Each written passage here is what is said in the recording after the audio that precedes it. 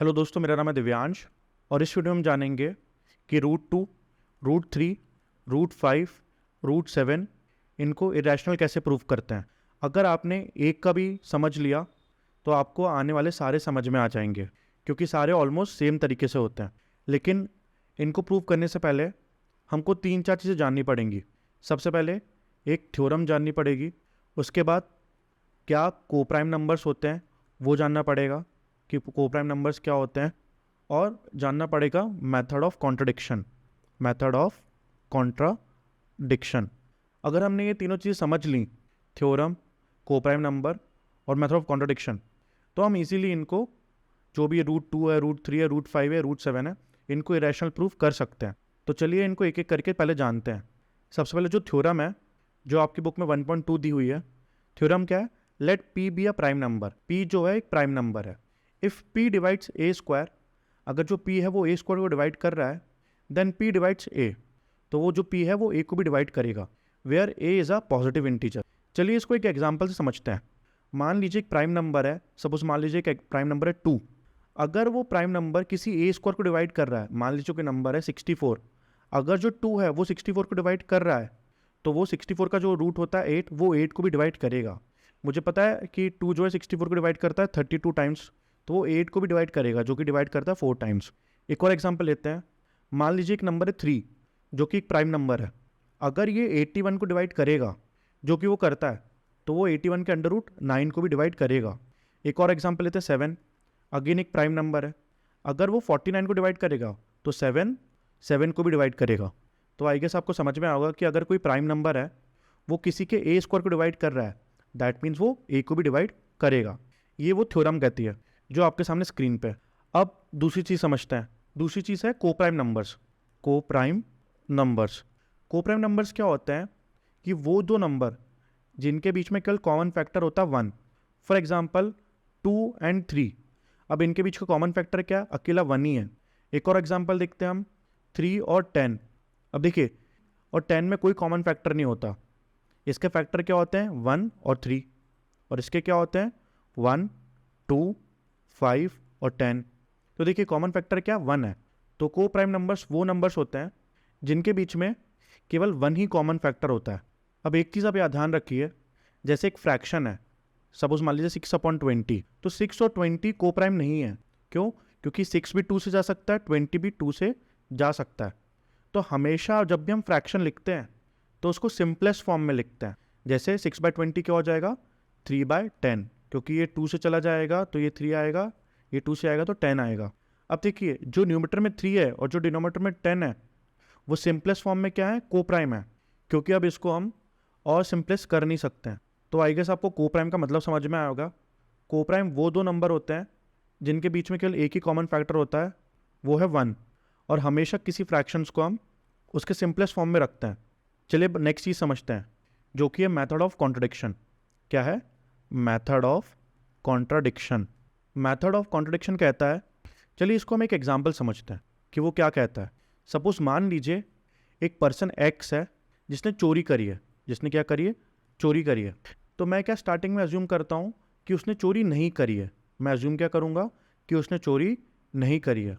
अब बाद में मुझे कुछ ऐसे एविडेंस मिलते हैं जिससे ये प्रूव हो जाए कि एक्स ने चोरी करी है, तो मैं क्या कहूँगा? कि मेरा अजम्पशन गलत था और एक्स चोर है। तो मतलब जो मैंने अज्यूम करा था उसका कॉन्ट्रडिक्ट हो गया।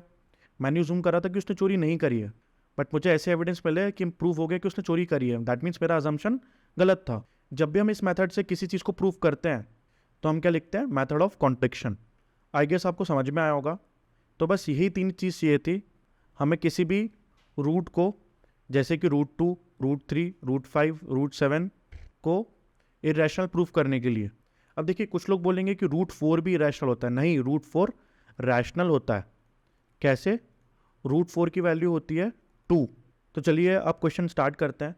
क्वेश्चन है, prove that root 2 is an irrational. तो सबसे पहले हम अज्यूम क्या करते हैं? लेट अस अज्यूम जो रूट 2 है वो रैशनल है। तो लेट अस अज्यूम रूट 2 भी रैशनल। अब जो भी रैशनल नंबर होते हैं उनको हम p/q के फॉर्म में लिख सकते हैं। So it can be written in the form of p/q where q not equal to 0। तो मतलब अगर कोई भी नंबर रैशनल है तो उसको मैं पी अपॉन क्यू के फॉर्म में लिख सकता हूँ। तो मैं लिखता हूँ कि जो रूट 2 है वो क्या होगा, मैं मान लेता हूँ रूट 2 ए अपॉन बी है, जो कि ये फ्रैक्शन है, where b not equal to 0 and a and b are coprime numbers. मैं को प्राइम नंबर इसलिए बोल रहा हूँ, मैं कह रहा हूँ कि जो रूट 2 है वो एक रैशनल नंबर के फॉर्म में है और वो रैशनल नंबर सिंपलेस्ट फॉर्म में है, मतलब ए और बी के बीच में 1 के अलावा कोई कॉमन फैक्टर नहीं है। तो चलिए हमने क्या माना, रूट 2 ए बाय बी, तो मैं बी को उस साइड ले जाऊंगा तो ये हो जाएगा root 2 B is equal to A. अब मैं क्या करूंगा, squaring both sides, squaring both sides, तो स्क्वायरिंग बोथ साइड्स करी तो ये हो जाएगा बी स्क्वायर और ये हो जाएगा यहाँ पे ए स्क्वायर। तो रूट 2 बी का स्क्वायर कितना हो जाएगा, बी स्क्वायर, और ये कितना हो जाएगा, ए स्क्वायर हो जाएगा। इसका क्या मतलब हुआ, इसका मतलब हुआ कि ए स्क्वायर के क्या क्या फैक्टर हैं, एक तो बी स्क्वायर है और एक 2 है। तो थ्योरम क्या कहती है, if 2 divides A square then 2 also divides A. देखिए अब ए स्क्वायर के फैक्टर क्या हुआ, 2b स्क्वायर, तो एक उसका 2b फैक्टर होगा और एक बी स्क्वायर भी फैक्टर होगा। क्यों, क्योंकि अगर कोई नंबर है, सपोज मान लो 6 है, तो 6 क्या होता है, 2 इंटू 3, दैट मीन्स 6 का 2b फैक्टर होता है और 6 का 3b फैक्टर होता है। तो वैसे ही मैंने ए स्क्वायर को क्या लिख लिया, 2 इंटू बी स्क्वायर, मीन्स ए स्क्वायर का फैक्टर 2b है और ए स्क्वायर का फैक्टर बी स्क्वायर भी है। अब मान लो कि 2 ए को डिवाइड कर रहा है, दैट मीन्स क्या होगा, 2 ए का फैक्टर होगा, तो इसको मैं लिख सकता हूँ ए इज इक्वल टू 2 इंटू सी। अब ये सी क्या है, जो भी अलग फैक्टर होगा वो वैल्यू है। सपोज मान लीजिए अगर कोई नंबर है 18 तो उसके फैक्टर क्या होंगे, 2 इंटू 9। अगर कोई नंबर है 20 तो उसके फैक्टर क्या होंगे, 2 इंटू 10। तो एक फैक्टर 2 होगा, बाकी जितने फैक्टर होंगे उनका मल्टीप्लीकेशन ये सी टर्म बता रहा है। जैसे मान लीजिए 12 है तो ये क्या होगा, 2 इंटू 6, तो 12 का एक फैक्टर तो 2 है, बाकी जो फैक्टर्स है उनका मल्टीप्लिकेशन ही है। तो वैसे ही ए क्या था, 2 जो था वो ए का फैक्टर था, दैट मीन्स मैं ए को क्या लिख सकता हूँ, 2 इंटू सी लिख सकता हूँ, वेयर सी इज क्या, C is multiplication of all the factors, remaining factors. तो मेरा यहाँ से क्या आ गया, ए इज इक्वल टू, अब मैं ए इज इक्वल टू 2c को स्क्वायरिंग कर दूंगा, तो स्क्वायरिंग बोथ साइड्स। तो दोस्तों मुझे क्या मिलेगा, स्क्वायरिंग जब कर दिया तो मुझे मिल जाएगा यहाँ पे ए स्क्वायर और 2c का होल स्क्वायर। तो ये कितना हो जाएगा, ए स्क्वायर और ये 2 का स्क्वायर 4 और सी स्क्वायर।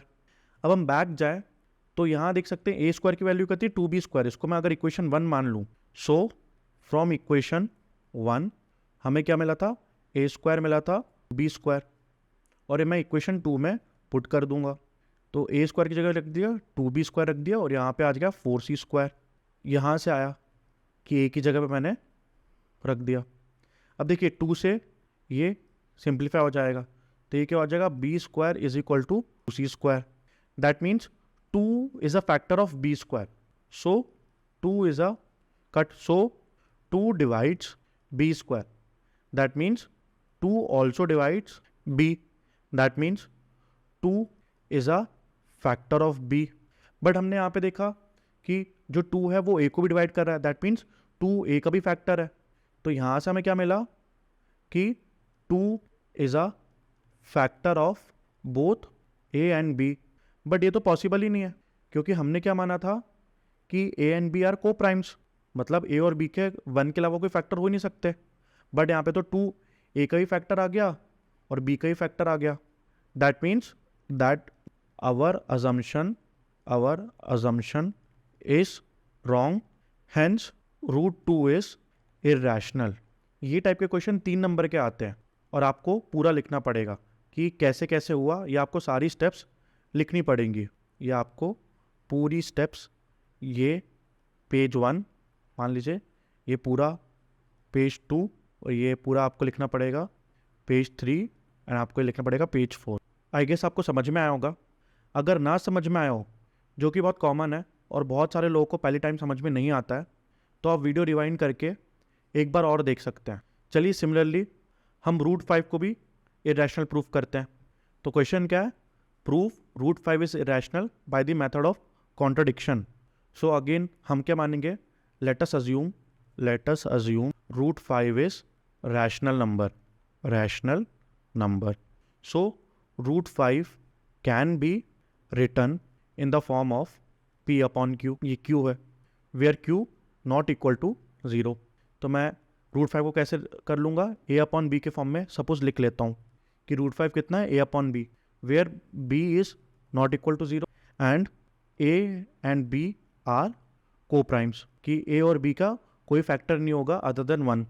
अब चलिए b को मैं उस साइड भेज देता हूँ, तो ये कितना होगा, √5 is equal to a by b था, तो b को उधर भेजा तो हो जाएगा √5b is equal to a।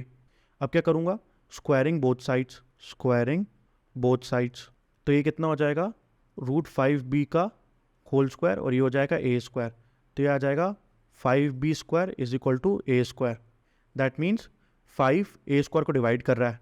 So if 5 divides a square then 5 also divides a। That means जो 5 है वो a का फैक्टर है, तो 5 क्या है, a का फैक्टर है, तो मैं a को क्या लिख सकता हूँ, 5 इंटू c लिख सकता हूँ। अगेन ये c क्या है, मल्टीपल्स ऑफ और रिमेनिंग फैक्टर्स, जो कि हमने पिछले क्वेश्चन में देखा था। नाउ इसको मैं स्क्वायर करूँगा, तो अगर मैं स्क्वायरिंग बोथ साइड्स, तो ये कितना हो जाएगा, a स्क्वायर ब्रैकेट में आ जाएगा 5c का होल स्क्वायर, तो ये हो जाएगा a स्क्वायर और ये हो जाएगा 25c स्क्वायर। अब देखिए a स्क्वायर की वैल्यू क्या थी, अगर आप बैक करें तो a स्क्वायर की वैल्यू थी 5b स्क्वायर। अगर मान लो मैंने इसको इक्वेशन नंबर 1 मान लिया तो a स्क्वायर की वैल्यू क्या थी, 5b स्क्वायर, और मान लो मैंने इसको इक्वेशन 2 मान लिया। So from equation 1 we know a square is equal to 5b square. इसको मैं इक्वेशन 2 में पुट कर दूंगा a स्क्वायर की वैल्यू, तो ये क्या हो जाएगा, 5b square is equal to 25c square. जो a स्क्वायर की जगह मैंने 5b स्क्वायर रख दिया, सो ये 5 कट गया 25 से, तो ये 5 बचा, तो ये कितना हो गया, b square is equal to 5c square. इसका मतलब क्या हुआ कि 5 b स्क्वायर का फैक्टर है, दैट मीन्स 5 b स्क्वायर को डिवाइड कर रहा है। सो थ्योरम क्या कहती है, if from theorem 5 divides b square then 5 also divides b, that means 5 is a factor of b, कि 5 क्या है, b का फैक्टर है। सो पहले हमने क्या देखा था कि जो 5 था वो a को भी डिवाइड कर रहा है, दैट मीन्स जो 5 है वो a का ही फैक्टर है, और यहाँ से हमें क्या मिला कि 5 b का ही फैक्टर है। सो 5 is a factor of both a and b। But ये तो मेरे अजम्पशन से गलत है, क्यों, क्योंकि मैंने क्या माना था कि a एंड b क्या होने चाहिए, को प्राइम्स होने चाहिए, बट 5 तो इनका कॉमन फैक्टर है, तो a और b को प्राइम कैसे हुए। That means our assumption, so our assumption is incorrect, hence √5 जो है, √5 is a irrational number. I hope आपको वीडियो समझ में आया होगा।